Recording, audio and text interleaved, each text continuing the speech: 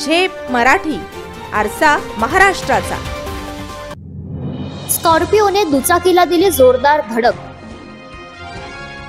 एका दुचाकीस्वाराला वाचवताना घडला अपघात। एकाचा जागेवर मृत्यू तर महिला गंभीर। नंदुरबार जिल्ह्यातील तळोदा येथे विचित्र अपघाताची घटना घडली आहे। स्कॉर्पिओ चालकाने एका दुचाकीस्वाराला वाचवण्याच्या प्रयत्नात दुसऱ्या दुचाकीला जोरदार धडक दिली। या अपघातात एकाचा जागीच मृत्यू झालाय तर महिला गंभीर जखमी झाली आहे। शहादा प्रकाशा रस्त्यावरील गुलमोहर नजीक आज महाशिवरात्रीच्या दिवशी दुपारी हा अपघात घडला।